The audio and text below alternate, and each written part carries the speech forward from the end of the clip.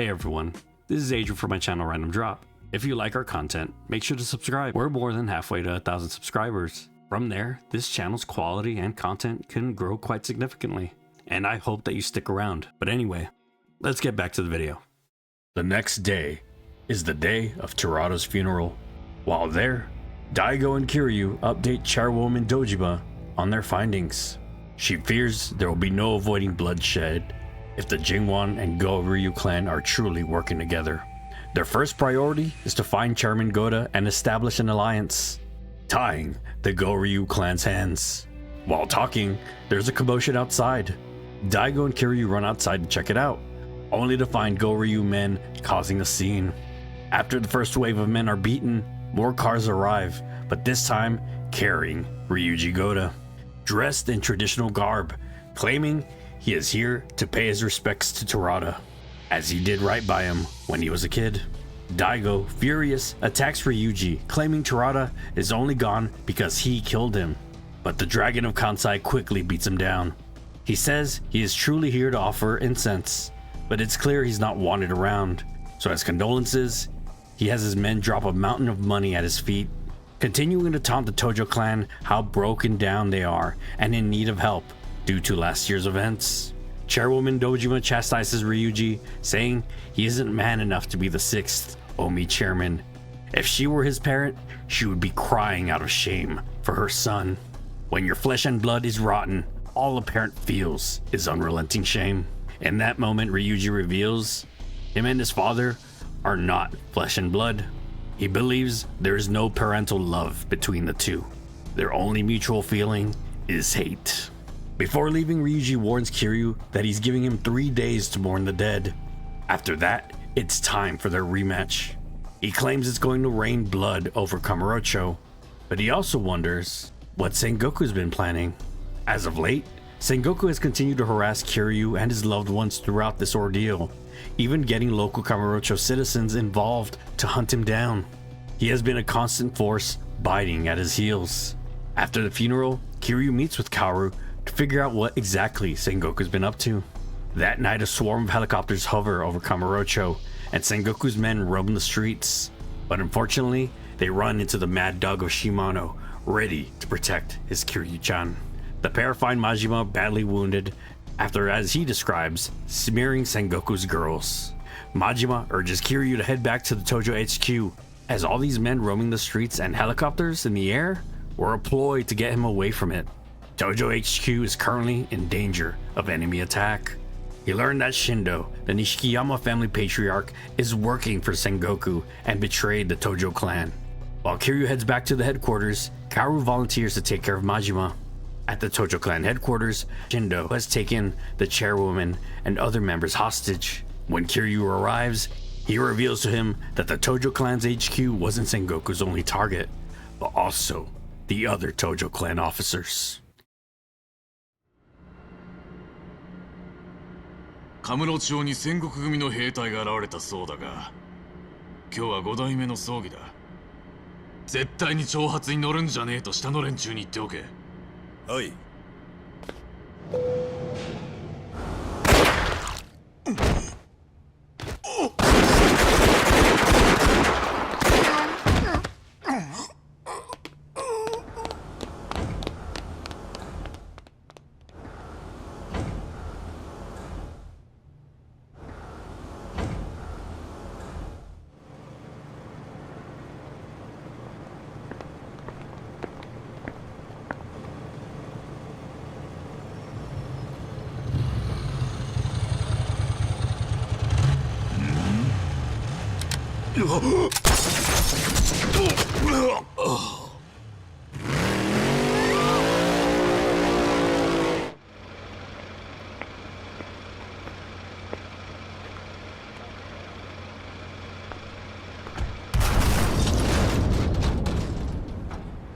Afterwards, Shindo tries to fight Kiryu to the death, using his head as leverage to take over the Tojo clan for himself with Sengoku's help.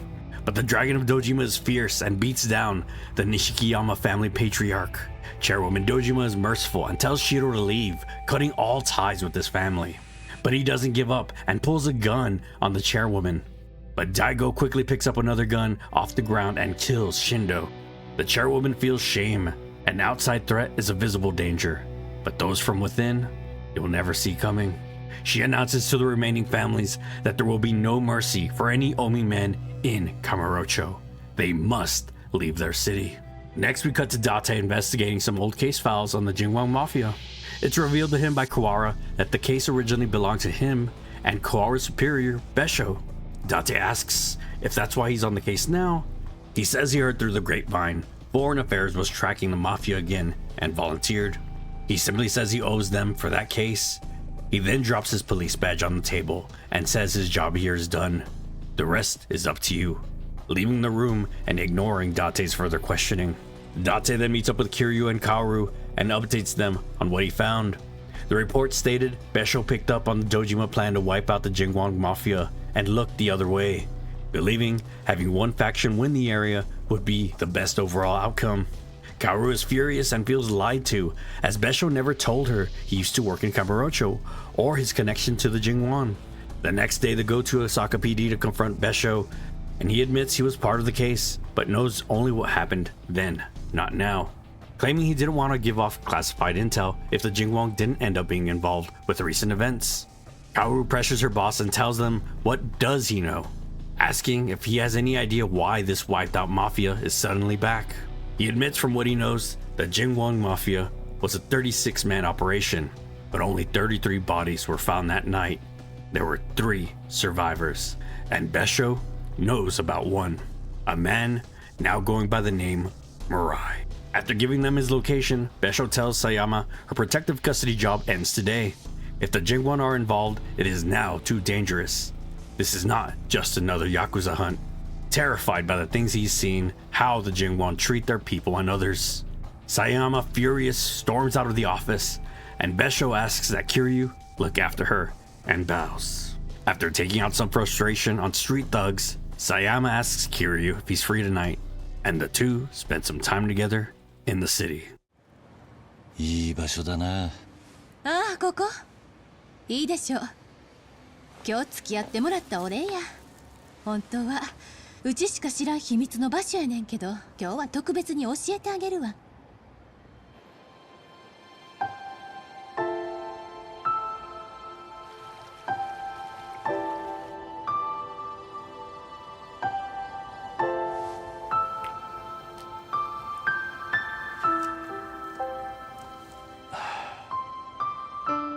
いい気分だ。もうちょっと飲むやろ。買ってくるわ。悪い。気が利くんだな。無理して褒めたってビール以外出てこんよ。別に無理したわけじゃねえよ。何言うてんの。うちはね、そういうおだてとかお世辞は好きちゃうし。本当に素直にそう思っただけだ。せやからさっきも言うたけど、褒めても何も出てきえへんよ。そういうところは案外可愛いんだな。あのな、うちは今まで優しいなんて言われたこともないし、可愛いなんて言われたこともない。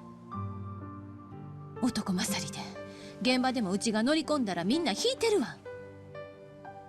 せやからあんたが言うてることが嘘やってことくらい分かってるし、そんな言葉言うてもらうためにここに連れてきたわけやな。そいつらには分からねえだけなのさ。何が？お前が刑事である以前に女だってことがさ。周りが何て言おうと気にするな。人間、自分らしくいることが一番大切なんじゃねえのか。そりゃそうやけど。今のお前は周り気にして突っ張ることに必死で自分自身を見失っちまってるんじゃねえのか。世の中にはお前のいいところを大切にしてくれるやつだってきっといるはずだ。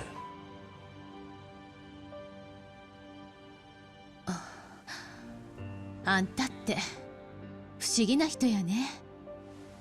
本当にヤクザやったのが信じられへん。だから言ったろ。人から見た印象なんてその程度のものだってことだ。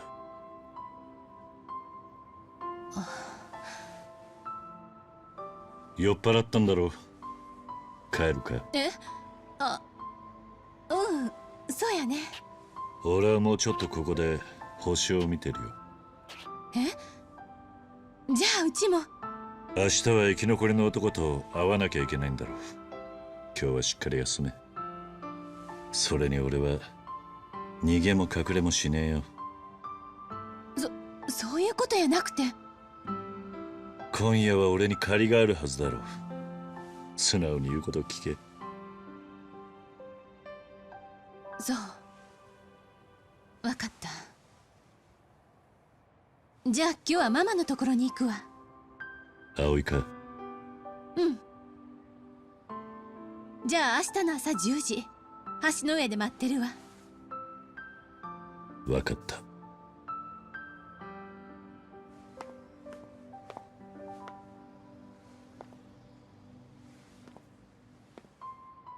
ねえ、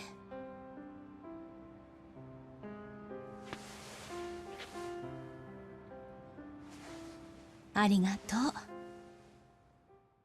The next day, Kaoru tells Kiryu that after thinking about everything, she's begun to get a bad feeling. What if she was one of the Jingweon survivors? As far as she knows, her parents were killed 20 years ago by the Tojo clan, lining up with the Jingweon raid. He asks if she wants to call off the meeting with Mirai, but she shakes her head and firmly says she will not run away from her past. At the meeting, Mirai is reluctant to give his recounting of that night, but only listens after Kaoru mentions it may be very possible she is a survivor as well, as there was a child on the premises too young to remember. Mirai recounts that night it was Christmas. While they were celebrating, a large tattooed man and a man with a mustache began to kill the members off one by one. After killing the boss, the mustached man spared Mirai and walked away. He then witnessed Kawara running into the room, then towards the boss's wife and child's location. He was then shot soon after by the tattooed man, but just missing his heart, so he survived. There were two 16-year-old survivors, but Mirai has no idea what happened to them. Even while hiding in Kansai, the Jingweon mainland members still hunt him. In order to survive, he sold out the surviving mother and her child. He has no idea what happened to them. Mirai wonders if she truly is that poor kid. Kaoru, furious, asks who killed her father. But as Mirai was giving his description of events, things began to click in Kiryu's head and line up. Kiryu answers it was the man who raised him, Shintaro Kazuma. He's sure because Kiryu reveals he was there that night. Before he can explain further, Jingweon members from the mainland swarm the building after Mirai's head. Kiryu is able to defend Mirai and begins to question their leader until one of the members wounds Mirai with the thrown knife and all of the members eat their suicide pills.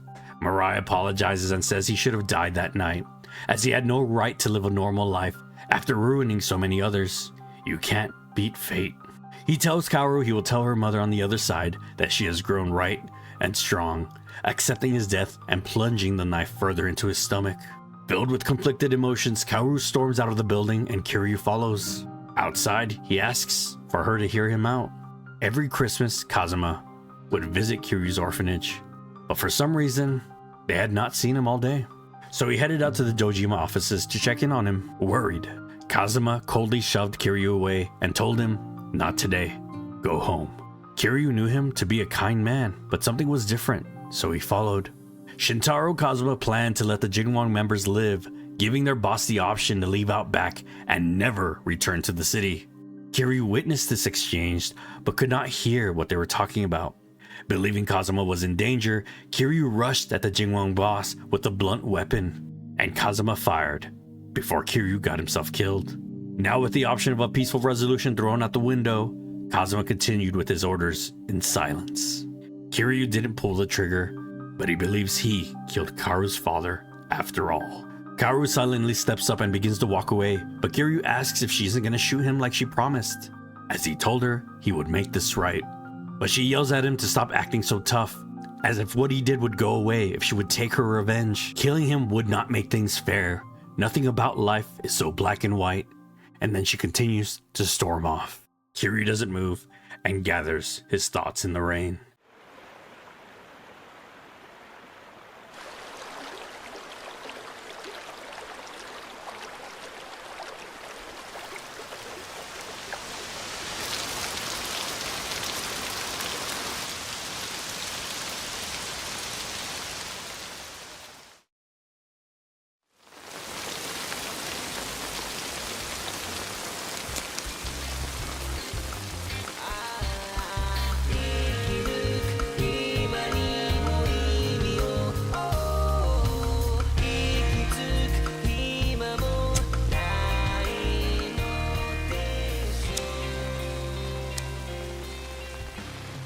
罪を償うから俺を殺せだなんて。人はね、そんな簡単に割り切って生きていけないのよ。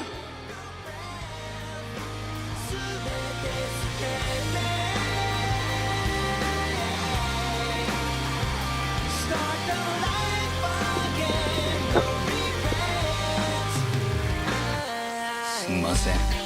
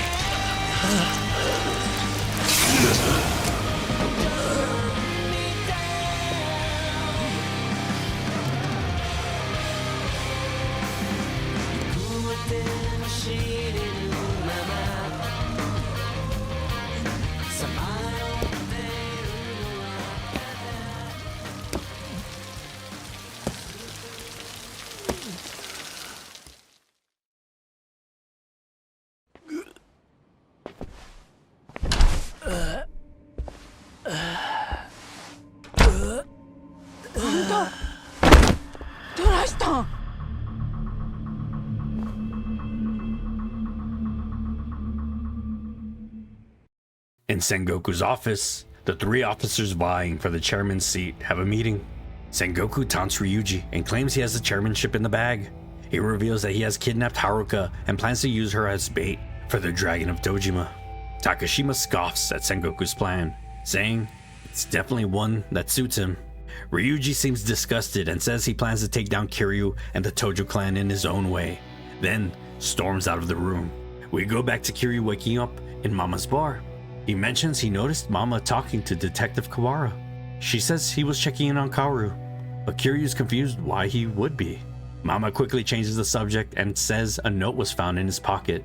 Kiryu believes it was slipped in by his attacker. When he reads it, his heart drops, and out loud he says, "No."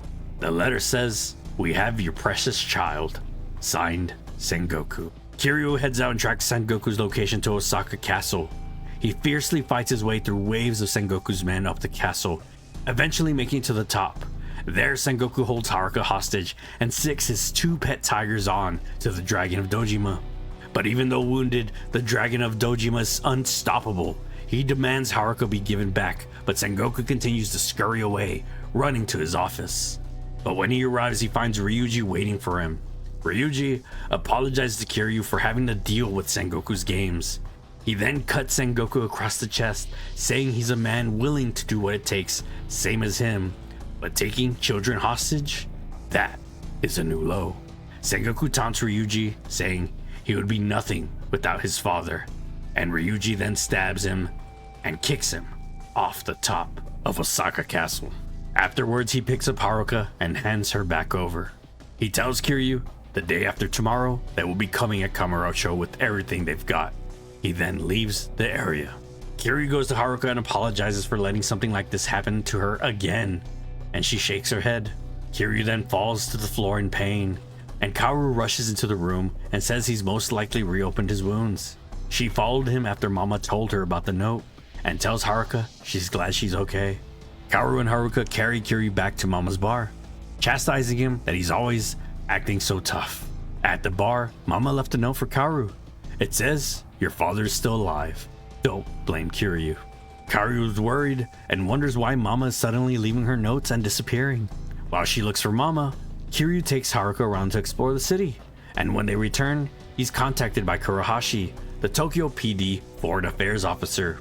He reveals his true name is Yongmin-ji, one of the Jingweon survivors. He notifies Kiryu that he has taken Date hostage. The time is finally ripe for the Jingweon Mafia to strike, seeking vengeance for the cruel deaths of their brothers 26 years ago. He's using Date as bait to gather all those who ruined their lives. He asks Kiryu to meet him in the Millennium Tower and asks he makes sure to bring Kaoru. We cut to Kawara talking to Besho on his way to Kamurocho. Besho says he'll keep the Omi busy while Kawara handles Kurahashi. Mama's in the car with him and worries what Kaoru will do when she finds out her origins. But Kawara says he refuses to let that happen. That's why he's been hunting down the Jingweon down for the last 26 years. On the way to Kamurocho, Haruka and Kaoru get some time to talk while Kiryu rests. She mentions Kiryu seems to really like her, as he acts different around her than he does with other people. And Haruka simply says he acts like he does around me, I guess. Kiryu is very quiet and nice. People are always asking for his help, so he pushes himself really hard for them. But when he's with Kaoru, he doesn't have to worry, so he can just be himself. Kaoru lets Haruka know she's very mature, but she doesn't think she is. But she learned a lot from all the sad things that happened last year. Nowadays, she can understand how Kiryu feels. In Kamurocho, Haruka is dropped off at the Serena, while the adults head to the Millennium Tower. Kurahashi has made himself at home in the florist's office and welcomes them. Kaoru pulls out her gun, but from the back, Date, tied up with the other hostages, yells for her not to shoot, as the whole place has been rigged to blow. Kurahashi confirms this and unveils a giant bomb with a timer. Kaoru demands to know why she had to be brought along, and he simply says she's one of the stars in this little tale of revenge. Kurahashi asks Kaoru to join them in avenging their brothers. Suddenly, Kawara enters the room and points a gun at Kurahashi.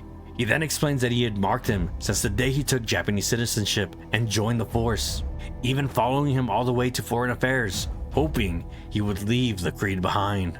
But it seems as though he was unlike Mirai, who had a soul and felt the weight of his actions. Kurahashi shows the activation device and threatens to blow up the building, but Kawara continues to taunt him, saying he wouldn't have the balls. Kurahashi takes the bait and motions to hit the button, but Kawara is quick and shoots the device out of his hand, then gets in close and holds him at gunpoint.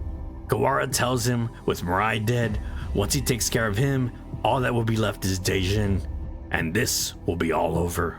Date yells at Kawara to stop, but he argues that if he doesn't do this now, innocent blood will spill later. Kurahashi laughs and simply says, "You could kill a man with your daughter watching?" His words send a shockwave through the air, and Kaoru, stunned, asks if it's true. Kawara yells that he's lying and for her to stay back, but while he's distracted, Kurahashi pulls out a pistol and shoots Kawara. Kurahashi then tells her that Kawara and the Jingweon boss's wife got together and had a child. Her father is indeed Jiro Kawara.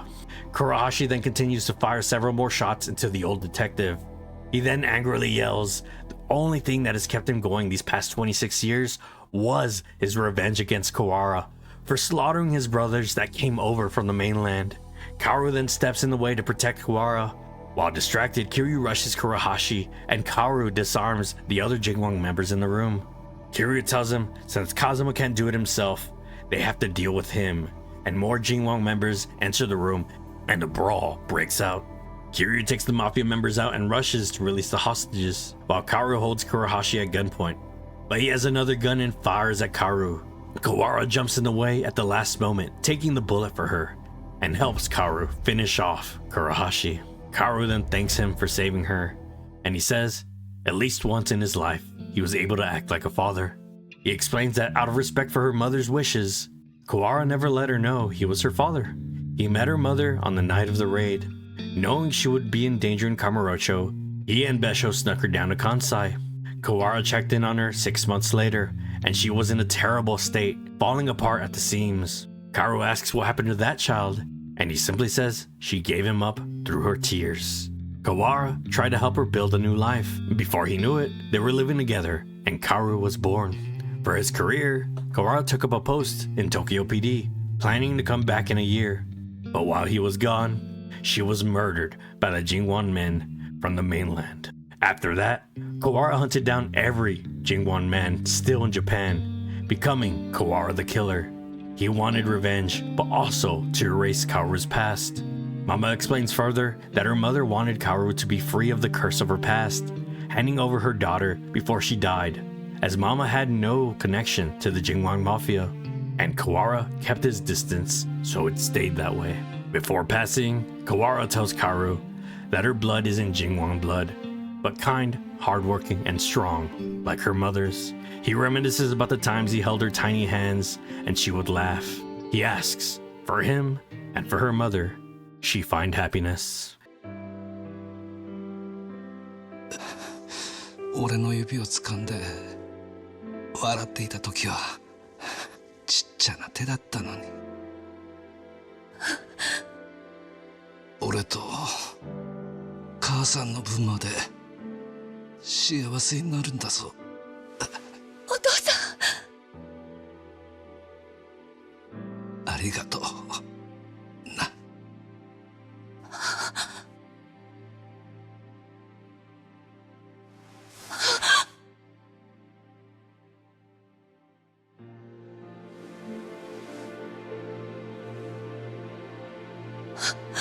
あ